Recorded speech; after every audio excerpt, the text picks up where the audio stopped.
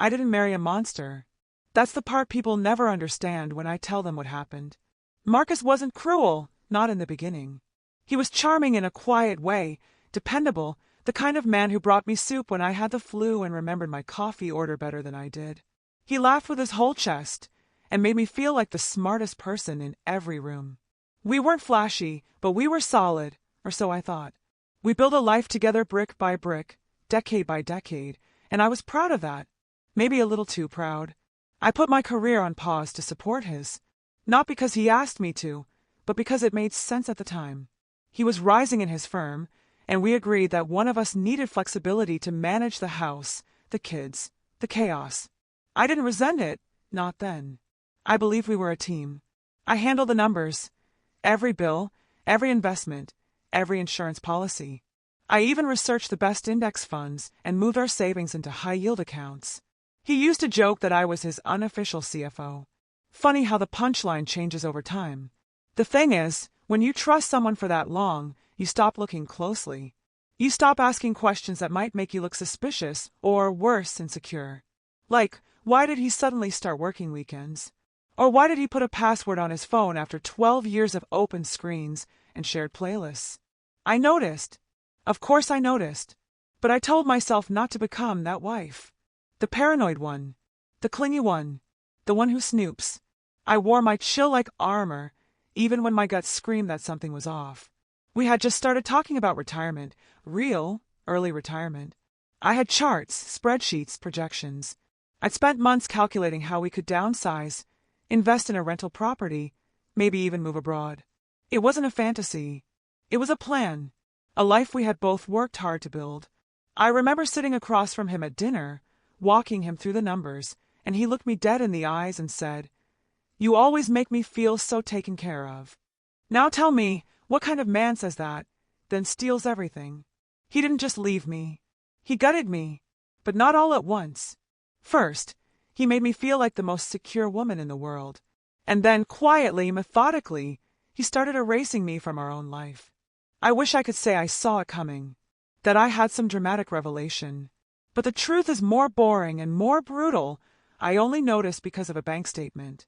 A single, strange charge in an account I didn't recognize. It was small, $137.45. A business dinner, probably. But when I looked closer, I realized the account wasn't ours. It was his. A new one I didn't even know existed. And that was the moment something cracked open. Not a loud break, more like a hairline fracture, the kind you don't notice until the whole wall starts to crumble. That's when I started digging. There's a moment when you realize your life isn't your life anymore. For me, it happened in a Chase Bank parking lot, of all places. I had driven there on a Tuesday afternoon after spending 3 days untangling what should have been a simple oversight, a misplaced charge, a misfiled document, something benign. But what I found instead was an entirely separate financial reality. One Marcus had created behind my back. New accounts, transferred funds, silent withdrawals spaced out just enough to avoid suspicion. He was careful, strategic. I'll give him that. But he wasn't careful enough. The woman at the desk, sweet girl, probably no older than 23, printed out a few statements after verifying my name on our joint trust account. She glanced up and hesitated. "It looks like some of these were transferred to an account that isn't under your name." I smiled. Calm. Polite. "Can you print that too?" She did. And there it was.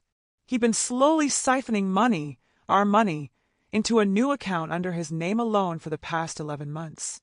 It wasn't an accident. It was a pattern. Strategic. Cold. That night, I waited for him to come home. No confrontation. Not yet. I needed to know what I was dealing with. So I did what every woman who's been blindsided eventually does. I started checking his phone. He never used to guard it. But now the password was new. I guessed it in 4 tries. Our anniversary year, his mother's birthday, my middle name. And then his promotion date. Typical. What I found wasn't explosive. No nudes. No sex. Just emails. Office banter that crossed a line. Dinner meetings that started at 9 p.m. mentions of her. His boss, Lorraine freaking Halvorsen. A woman I'd met twice, once at a holiday party, once at a fundraising gala. She wore pencil skirts like armor and called me Marcia both times. She was married, 20 years his senior, VP of Strategic Development. Rumor was she'd gone through 3 divorces and 2 lawsuits and always landed with more power each time. I assumed Marcus was intimidated by her. Turns out he was sleeping with her. The thing that made me snap wasn't the affair. It was the email where she referred to me as dead weight. She's just a housewife, right? Let's make this clean. You deserve more. I don't remember walking to the kitchen. I don't remember grabbing the wine bottle. But I do remember staring at my reflection in the microwave door and thinking, he thinks I'm disposable. Not just me, but everything I built, everything I managed, protected, invested, nurtured. I confronted him that night, quietly at first. I asked how work was. He said intense. I asked if he was tired. He said always. I asked if he had anything he needed to tell me. That's when the mask slipped. He sat back, arms crossed. And just like that, he admitted it. Cool as a cucumber. Like he was reciting weather conditions. Lorraine and I are together, he said. It just happened. No apology. No shame. Not even the decency to look embarrassed. He actually had the gall to call it complicated. Said he didn't want to hurt me. That he respected me.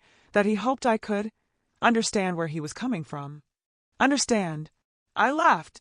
Not because it was funny, but because if I didn't, I would scream. Then he dropped the real bomb. He'd moved the money for financial protection. Claimed he was advised to. Said he couldn't risk me draining the accounts out of spite. The irony. As if I were the threat. And that's when it hit me. He didn't just cheat on me. He planned my erasure. Financially. Socially. Personally. He wanted to remake his life without me, but he wanted to keep all the bricks I'd laid. Every dollar I budgeted. Every account I managed. Every future plan I had carefully constructed. He told me I'd be taken care of, as if I were a pet. I didn't cry. Not that night. Not in front of him. Instead, I nodded. Said I needed some space. Slept in the guest room. And while he slept like the smug bastard he was, beside a fully packed suitcase ready for his new life, I stayed up until dawn mapping out how I was going to burn his new world to the ground. Because if he thought I was just a housewife with nowhere to go, he had no idea who he married. I didn't leave the house for 3 days. Not because I couldn't, because I didn't want to face the world in pieces. I wasn't ready to hear the hollow sympathy or endure the whispers that would start the second I walked into my usual cafe without Marcus. Everyone loved us. We were the solid couple. The ones who brought matching potato salads to the neighborhood barbecue. He was charming. I was organized.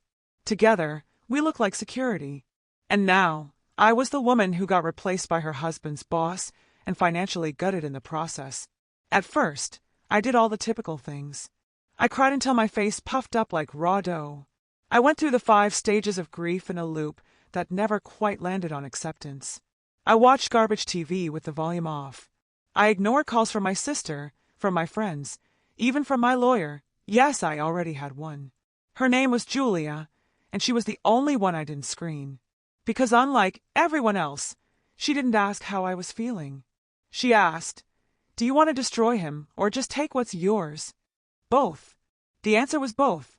The thing about being a woman who's always been behind the curtain, quietly managing, organizing, building, is that people forget you're watching.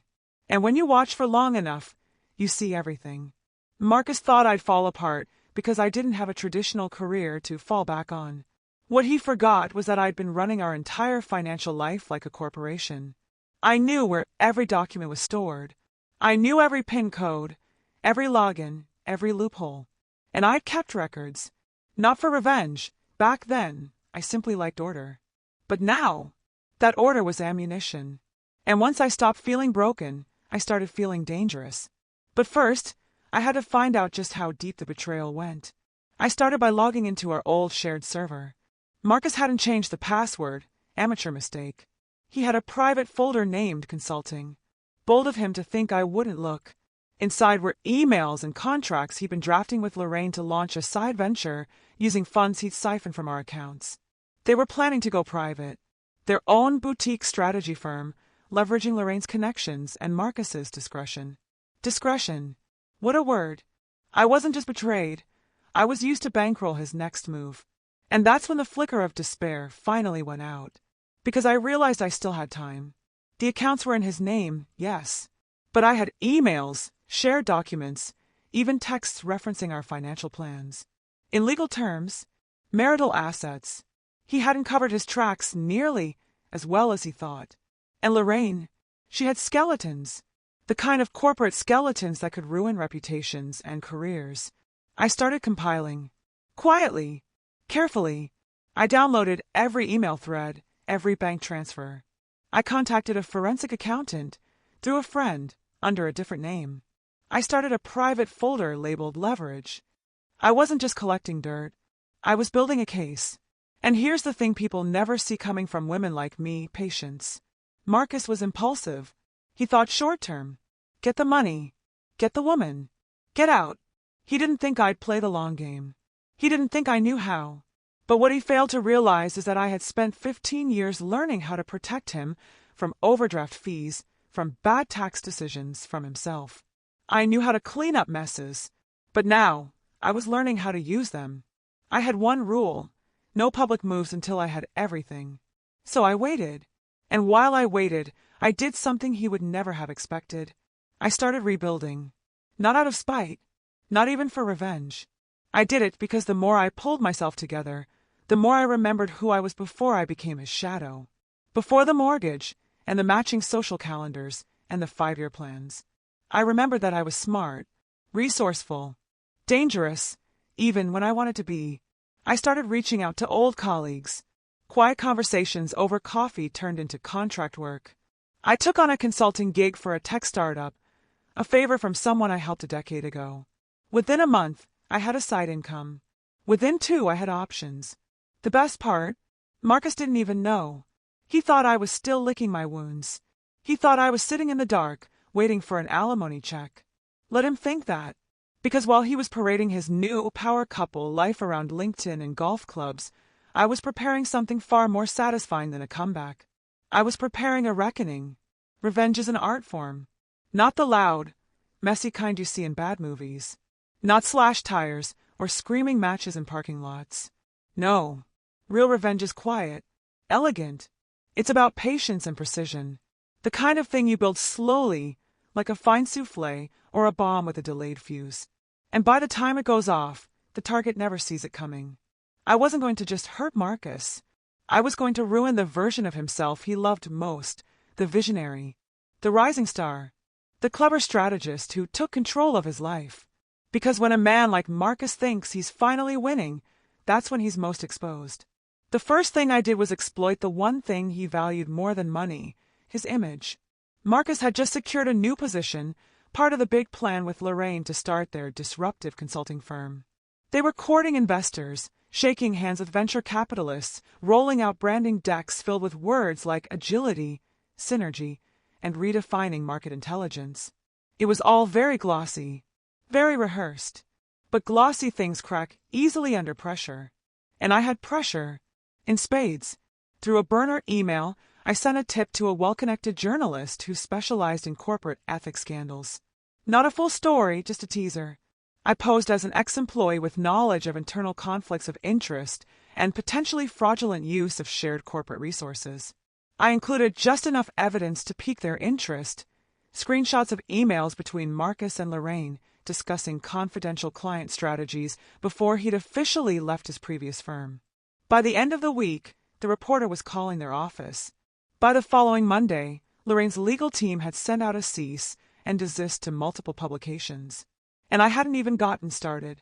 I also contacted a friend, someone I once mentored, now in HR at Marcus's old company. I casually inquired if they were aware of Marcus's side project while still under contract.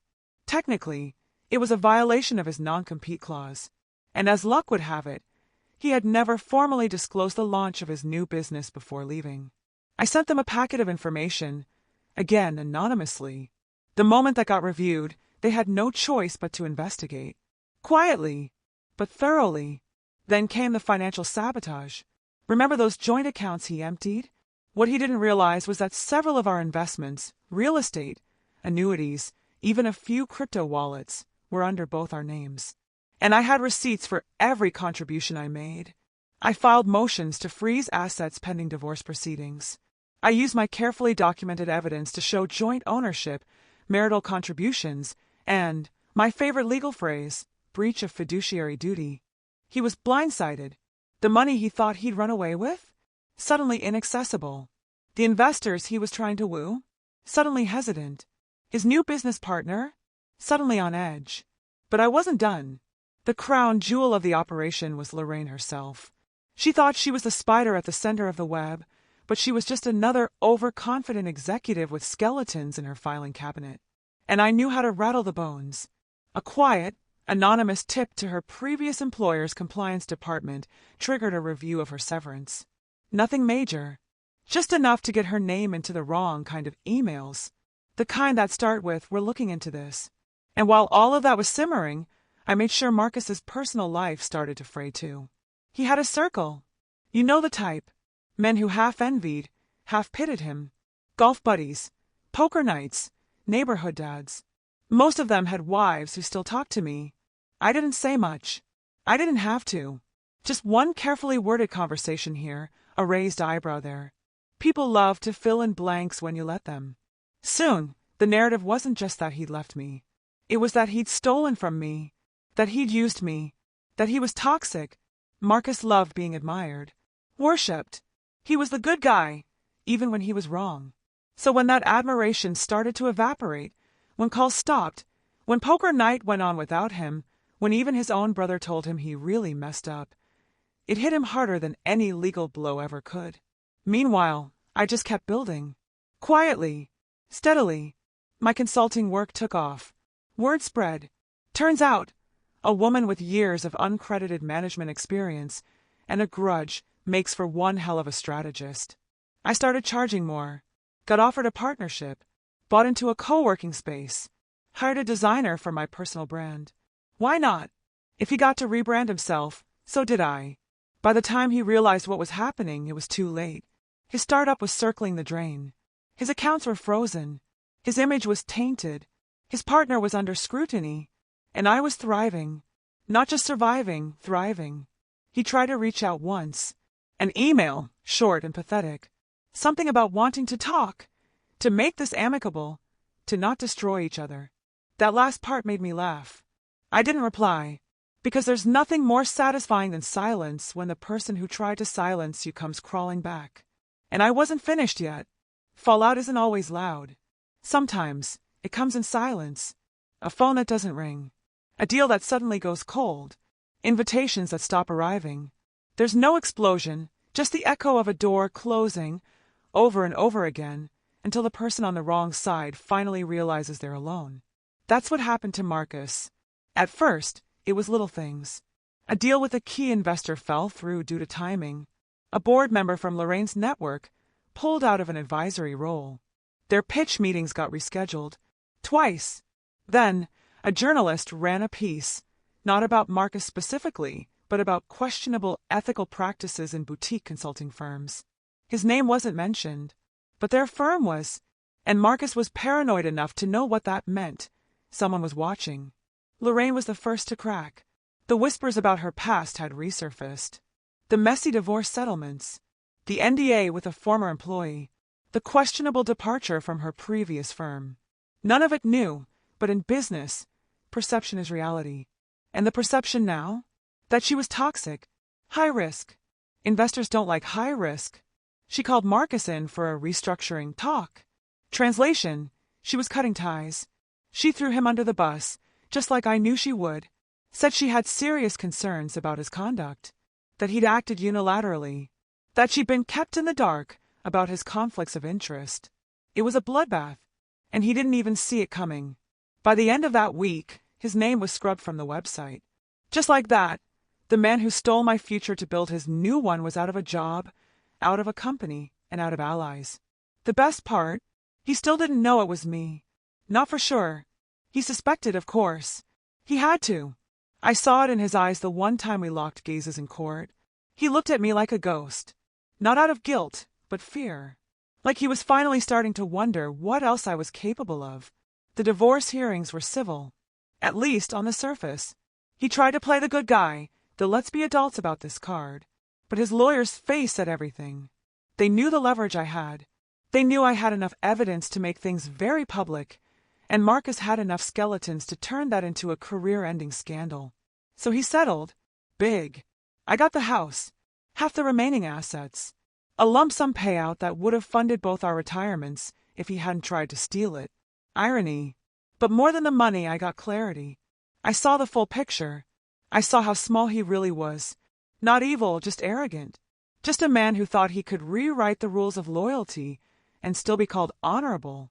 A man who underestimated the quiet woman standing next to him for 15 years. He thought leaving me made him powerful. Turns out, it just made me free.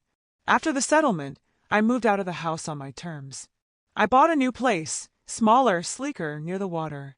I renovated it myself, painted the walls white, and threw out every piece of furniture he'd ever picked. I kept one thing, the wine opener, not because of nostalgia, just because it worked. People started reaching out, not with sympathy, but respect. Women I hadn't heard from in years, saying how inspiring I was. Clients asking if I could take on more work. Invitations to panels, interviews, even a podcast guest spot. I wasn't just rebuilding, I was becoming someone. The kind of woman Lorraine would have called a threat. Marcus, meanwhile, was spiraling. Word got around. He tried to pitch a new firm, nobody bit. He tried consulting solo, no one trusted him. His reputation was radioactive. He had to move in with a friend, temporarily. I heard through the grapevine that Lorraine had cut all contact. Ghosted him. Classic. And then one night it happened. He emailed me. Subject, no hard feelings. Winifred, I know things ended badly. I'm not proud of how everything unfolded. I made mistakes. I just wanted to say I hope you're doing okay. Maybe one day we can talk. It took me 5 minutes to read it, not because it was long, but because I couldn't stop laughing. Not because it was funny, because even now, after all of it, he still thought this was salvageable. That I might want to talk. That somewhere in his warped little mind, he was still the protagonist. I didn't respond. Not out of pettiness. Out of principle. Because when a man burns down a life you built together, he doesn't get to ask if the ashes feel warm. There's a moment, right before the curtain falls, when everything goes still. Not empty. Not silent. Just still. That's what it felt like, standing in my new kitchen, coffee in hand, sunlight pouring through the windows, my phone buzzing with another calendar reminder for a consulting session I was actually excited about. The life I had rebuilt from scratch finally felt lived in. Real. Mine. It didn't come with applause. No swelling music. Just peace. But don't mistake peace for passivity. Peace, I've learned, is the loudest kind of power. It means you're no longer bracing for impact. It means the war is over, and you won. That's not to say there weren't consequences. I lost things too. Time. Trust. A version of my life I thought was secure. And I mourned that. I really did. But you can only mourn something for so long before you realize you're not grieving a man. You're grieving who you used to be with him. The woman who played small. Who said, it's fine when it wasn't. Who budgeted his future and forgot to invest in her own. That woman is gone. And in her place, someone Marcus wouldn't recognize if he passed her on the street. A few weeks after the settlement was finalized, I got another message. This time from Lorraine. Just a few lines. You played this well. I underestimated you. Consider that a compliment. I didn't reply. Because let's be honest, when the queen has already taken the board, there's no need to talk to pawns. Still, that message told me everything I needed to know. She knew. She figured it out. Maybe not every detail, but enough. Enough to know that the woman she wrote off as dead weight had been the architect of her entire collapse. I didn't just take back what Marcus stole. I took everything they thought they'd built on top of me. The final twist wasn't public. It wasn't loud. It happened one afternoon when I was finalizing a contract with a VC firm I'd consulted for. They offered me a permanent advisory role. High 6 figures. Stock options. Full autonomy. I'd helped them restructure after a disastrous merger. They said they wanted someone with long-term vision and grit. Funny, I used to be introduced as Marcus's wife. Now, I was simply Winifred. I told them I'd think about it. And as I walked out of the meeting, heels clicking on marble floors, my old self trailing behind like a ghost. I realized this wasn't a comeback. This was the life I should have had all along. The final twist. He left me thinking I'd crumble without him. But I wasn't the one who depended on someone else to feel important. He was. He needed an audience. A woman to admire him. A partner to clean up his messes and make his life feel bigger than it was. I didn't need that. All I needed was a reason to remember who I was before he dimmed the lights around me. And now I flipped the switch myself. So no, I don't miss him. I don't wish him well. I don't hope he finds peace. I just hope he realizes, too late of course, that the biggest mistake he ever made wasn't the affair. Or the money. Or the lies. It was thinking I was someone he could walk away from without consequence. Because here's the thing about walking away. Sometimes the person you leave behind ends up standing on top of everything you thought you owned. And sometimes she builds a throne there.